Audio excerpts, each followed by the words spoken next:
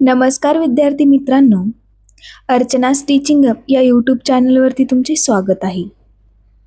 आज आपण पाहणार आहोत महाटेट 2026साठी CDP-मधील most expected MCQs based on previous year questions.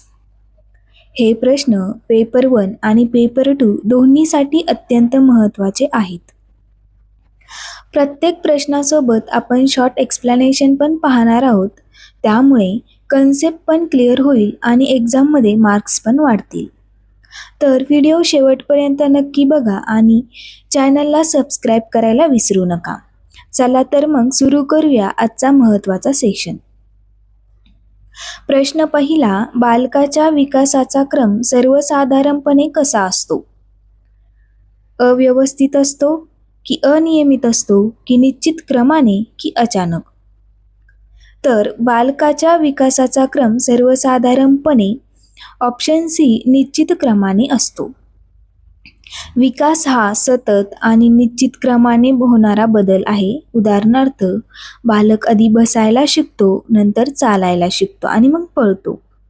हे एक क्रमाक्रमाने होत असते. हे लक्षात ठेवा. तुम्हाला हा प्रश्न परीक्षेत या अगोदरही विचारले गेलेला आहे व समोरही विचारले जाण्याची शक्यता आहे. प्रश्न दुसरा, झोन ऑफ प्रॉक्सिमल डेव्हलपमेंट ही संकल्पना कोणाशी संबंधित आहे? प्याजे की स्किनर की वायगॉट्स्की की कोहलबर्ग? तर झोन ऑफ प्रॉक्सिमल डेव्हलपमेंट ही संकल्पना वायगॉट्स्की यांच्याशी संबंधित आहे. ZPD म्हणजे झोन ऑफ प्रॉक्सिमल डेव्हलपमेंट म्हणजे बालकाला इतरांच्या मदतीने करता येणारे कार्य होय. थोडी मदत मिळाली की बालक ते कार्य करू शकतो, त्याला झोन ऑफ प्रॉक्सिमल डेव्हलपमेंट असे म्हणतात. आणि ही संकल्पना कोणी मांडली? तर ती वायगॉट्स्की यांनी मांडली. प्रश्न तिसरा, लर्निंग बाय डुईंग ही संकल्पना कोणाशी संबंधित आहे? ए. जॉन डुई की थॉर्नडाईक की गॅग्ने की ब्रुनर? तर लर्निंग बाय डुईंग ही संकल्पना जॉन डुई यांनी मांडली. अनुभवातून शिकणे हा जॉन डुई यांच्या शिक्षणाचा मुख्य आधार आहे.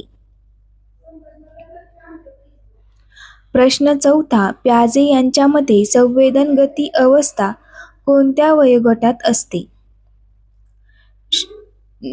0 ते 2 वर्ष, 2 ते 7 वर्ष, 7 ते 11 वर्ष, 11 वर्षानंतर. तर प्याजे यांच्या मते संवेदन गती अवस्था ही 0 ते 2 वर्ष या वयोगटात असते. या अवस्थेत बालक इंद्रिय व हालचालीच्या माध्यमातून शिकते. 0 ते 2 वर्षे या अवस्थेमध्ये. तर ही संकल्पना प्याजे यांनी दिलेली आहे. त्यानंतर प्रश्न पाचवा, ट्रायल अँड एरर सिद्धांत कोणाचा आहे?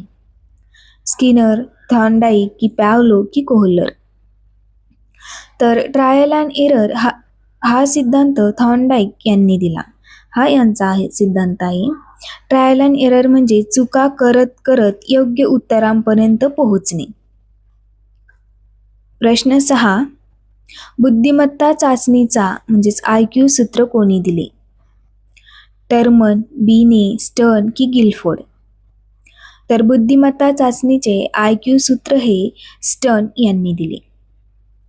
IQ सूत्र हे IQ बरोबर मानसिक वय भागिले कालानुक्रमिक वय गुणिले 100. प्रश्न 7, क्लासिकल कंडिशनिंग सिद्धांत कोणाचा आहे? स्किनर, पॅव्लो, थॉर्नडाईक की ब्रुनर? तर क्लासिकल कंडिशनिंग हा सिद्धांत पॅव्लो यांचा आहे. यामध्ये त्यांनी उद्दीपन आणि प्रतिसाद यांच्या माध्यमातून यांचा संबंध लावून शिकणे हे या सिद्धांतामध्ये पॅव्लो यांनी सांगितले. प्रश्न 8, बालक प्रथम भाषा कुठे शिकते? शाळेत की समाजात की कुटुंबात की मित्रांकडून? तर बालक प्रथम भाषा ही आपल्या कुटुंबाकडून शिकते. त्यानंतर तो शाळेत जातो, समाजाच्या माध्यमातून किंवा मित्रांकडून शिकतो. पण बालकाची पहिली शाळा म्हणजे कुटुंब होय. प्रश्न 9, ऑपरंट कंडिशनिंग सिद्धांत कोणाचा आहे? स्किनर, प्याजे, पॅव्लो की कोहलर? तर ऑपरंट कंडिशनिंग हा सिद्धांत स्किनर यांचा आहे.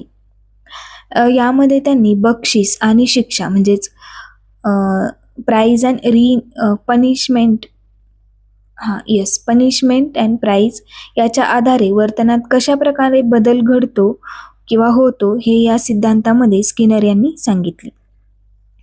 प्रश्न 10. अंतर्दृष्टीद्वारे शिक्षण हा सिद्धांत कोणाचा आहे? तर की थॉर्नडाईक, की स्किनर, की कोहलर, की गॅग्ने.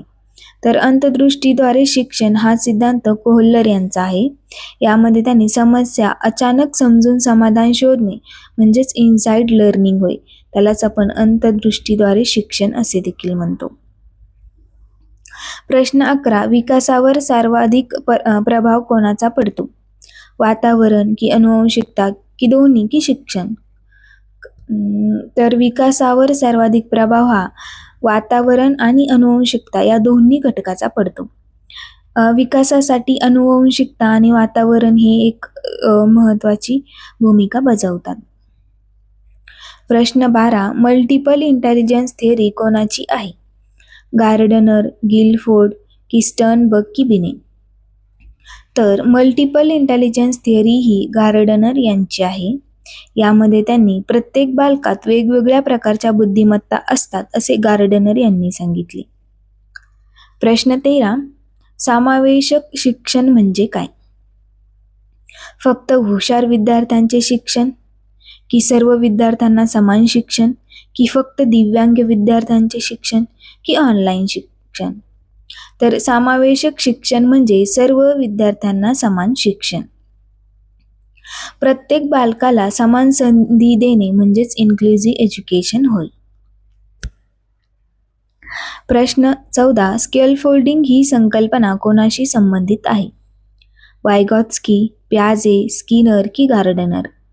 तर स्केलफोल्डिंग ही संकल्पना वायगॉत्स्की यांच्याशी संबंधित आहे. स्केलफोल्डिंग म्हणजे बालकाला आवश्यक तेवढी मदत करून शिकवणे. प्रश्न 15. बालक केंद्रित शिक्षण यामध्ये शिक्षकाची भूमिका कशी असते? हुकुमशहा, मार्गदर्शक, की नियंत्रक, की निरीक्षक? तर बालक केंद्रित शिक्षण यामध्ये शिक्षकाची भूमिका ही मार्गदर्शकाची असते. शिक्षक विद्यार्थ्याला मार्गदर्शन करतो चाइल्ड सेंटर एज्युकेशनमध्ये. प्रश्न 16. कोहलबर्ग यांच्या सिद्धांतात कशाशी संबंधित आहे? भाषा विकास, नैतिक विकास, शारीरिक विकास, की सामाजिक विकास? तर कोहलबर्ग यांचा सिद्धांत हा नैतिक विकास म्हणजेच मॉरल डेव्हलपमेंट याच्याशी संबंधित आहे. कोहलबर्ग यांनी नैतिक विकासाच्या अवस्था देखील सांगितल्या. प्रश्न 17. शिकण्यात वैयक्तिक भिन्नता म्हणजे काय? सर्व विद्यार्थ्यांची समान नसणे, प्रत्येक विद्यार्थी वेगळा असणे, फक्त हुशार विद्यार्थी, की फक्त कमजोर विद्यार्थी? शिकण्यात वैयक्तिक भिन्नता म्हणजे प्रत्येक विद्यार्थी वेगळा असणे. प्रत्येक बालकाची शिकण्याची क्षमता ही वेगळी असते. प्रश्न 18. कन्स्ट्रक्टिव्हिझम मध्ये विद्यार्थी काय करतो? पाठांतर, की निष्क्रिय ऐकणे, की स्वतः ज्ञान निर्माण करणे, की शिक्षा घेणे? तर कन्स्ट्रक्टिव्हिझम मध्ये विद्यार्थी हा स्वतः ज्ञान निर्माण करतो.